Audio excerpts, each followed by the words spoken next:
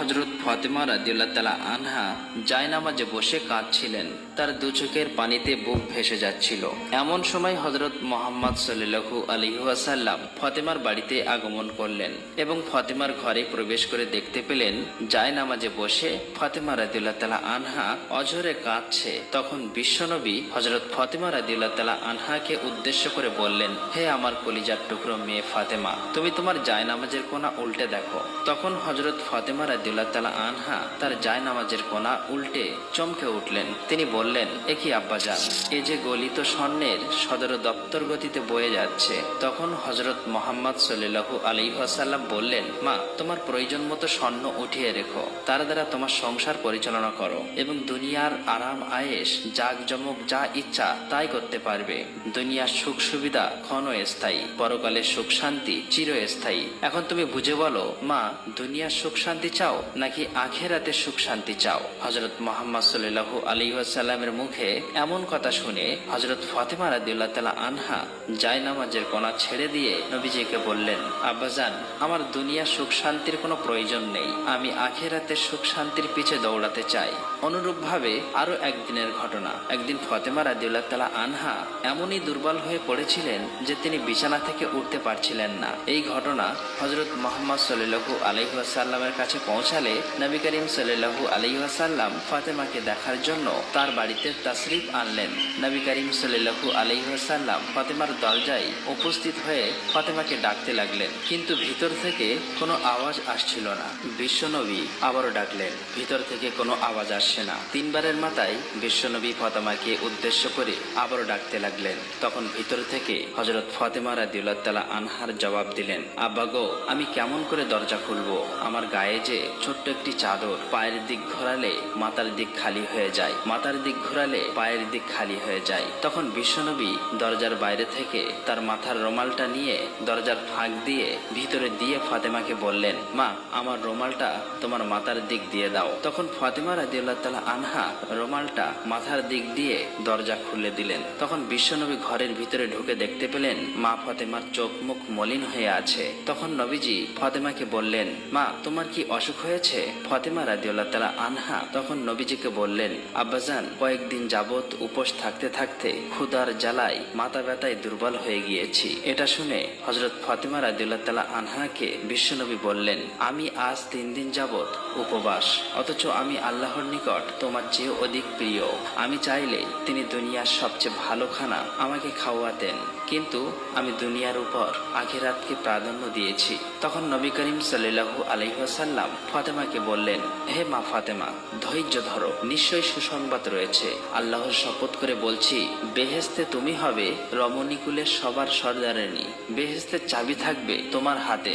বিশ্বনবীর মুখে এমন কথা শুনে হযরত ফাতেমা রাদিয়াল্লাহু তাআলা আনহা চমকে উঠলেন। তিনি বিশ্বনবীকে বললেন, আব্বাজান, তাহলে মরিয়াম এবং বিবি আসিয়ার কি হবে? তখন নবীজি বললেন, মা, বিবি মরিয়াম তার সময়কার সকল মহিলাদের সর্দারিনী এবং বিবি আসিয়াও তার সময়কার সকল মহিলাদের সর্দারিনী, আর তুমি হলে এখন থেকে নিয়ে কিয়ামত পর্যন্ত যত মহিলা আছেন সকলের সর্দারিনী। সকলের সর্দারিনী হিসেবে তুমি বেহেশতে থাকবে। একদা হযরত ফাতেমা রাদিয়াল্লাহু তাআলা আনহা তার এক ইহুদি বান্ধবীর সাথে একটি বাগানে দাঁড়িয়ে কথা বলছিলেন। এমন সময় কয়েকজন লোক এসে সেই ইহুদি মেয়েটিকে বললেন, আপনার বাবা আপনাকে বাড়িতে যেতে বলেছে। তখন মেয়েটি সেই লোকগুলোর সাথে তার বাড়িতে চলে যায়। বাড়িতে যাবার পর সেই মেয়েটির বাবা মেয়েটিকে বললেন, মা, আমি তোমার জন্য একটি ছেলে নির্বাচন করেছি। ছেলেটি ইহুদি সম্প্রদায়ের এক শিল্পপতির ছেলে। তুমি কি এই বিয়েতে রাজি আছো? তখন মেয়েটি বলল, বাবা, এর উত্তরটি আমি কালকে দেব, আজকে রাতে আমাকে সময় দিন, আমি একটু ভেবে দেখি। মেয়েটির বাবা মেয়েটিকে সময় দিল। মেয়েটি তার বাবার কাছ থেকে সময় নিয়ে কোনো দিকে না তাকিয়ে এক দৌড়ে হযরত ফাতেমা রাদিয়াল্লাহু তাআলা আনহার কাছে চলে আসলেন।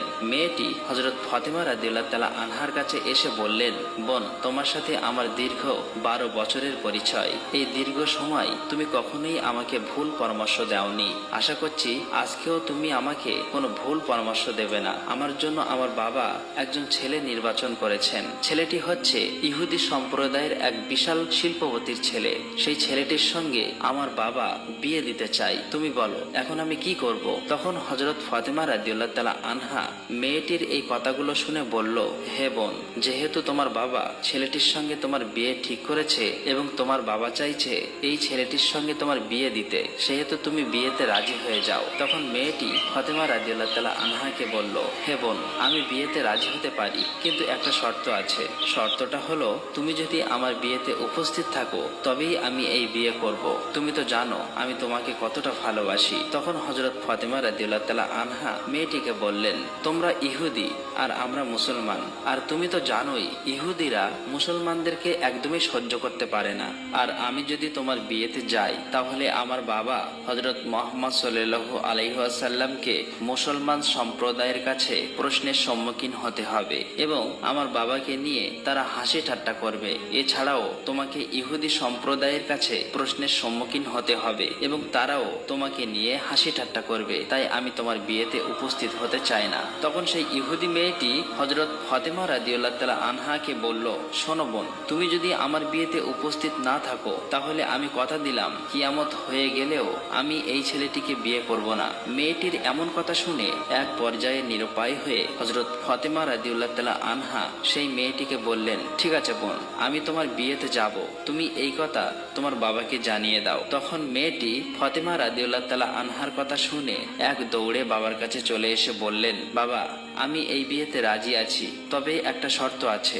শর্তটা হলো আমার বিয়েতে মুহাম্মাদের মেয়ে ফাতেমা আমার সাথে থাকবে। তখন মেয়েটির বাবা বলল, মুহাম্মাদের মেয়ে যদি আমাদের বাড়িতে আসে তাহলে সে আমাদের এই স্ট্যাটাসের সাথে মিলবে না, কারণ সে হচ্ছে গরিব, তার বাবাও গরিব, তারা ঠিকমতো দুবেলা খেতে পারে না, দেহে ভালো জামা কাপড় নেই, তাহলে তারা কি করে আসবেন তোমার বিয়েতে? যারা আসবে তারা সবাই ধনী শিল্পপতির মেয়ে, তাই মুহাম্মাদের মেয়ে ফাতেমাকে দাওয়াত দেওয়া যাবে না। তখন মেয়েটি তার বাবাকে বলল, বাবা, ফাতেমাকে যদি বিয়েতে আসতে বাধা দাও তাহলে আমি জীবনে এই বিয়ে করব না। এক পর্যায়ে বাবা নিরুপায় হয়ে রাজি হলো এবং মেয়েকে বলল, আমি তোমাকে অনুমতি দিতে পারি, তবে একটা শর্ত আছে। শর্তটা হলো যদি মুহাম্মাদের মেয়ে ফাতেমা আমাদের বাড়িতে আসতে চায় তাহলে তাকে সুন্দর জামা কাপড় পরে আসতে হবে। যদি পুরাতন জামা কাপড় পরে চলে আসে তাহলে আমার বাড়িতে ঢুকতে পারবে না। তখন সেই মেয়েটি বাবার কথা শুনে মেয়েটি আবার দৌড়ে হযরত ফাতেমা রাদিয়াল্লাহু তাআলা আনহার কাছে গিয়ে কেঁদে কেঁদে বলল, হে বোন, তুমি আমার বিয়েতে যাও, তা আমার বাবা চায় না, তবে আমার বাবা একটা শর্তে রাজি হয়েছেন। শর্তটি হলো আমার বিয়েতে তুমি যদি যাও তাহলে অবশ্যই সুন্দর জামা কাপড় পরে তোমাকে আসতে হবে। এখন তুমি বলো তুমি আমার বিয়েতে যাবে কিনা? এই কথা শুনে হযরত ফাতেমা রাদিয়াল্লাহু তাআলা আনহা কেঁদে কেঁদে বললেন, বোন, আমার জীবনে এমনও দিন কেটে গেছে আমি আমার জীবনে নতুন জামা কাপড় চোখেই দেখিনি। দিনের পর দিন চলে যায়, যার ঘরে চুলায় আগুন ধরে না, দিনের পর দিন চলে যায় আমরা না খেয়ে থাকি, সেখানে নতুন জামা কি করে পাবো? তখন মেয়েটি হযরত ফাতেমা রাদিয়াল্লাহু তাআলা আনহা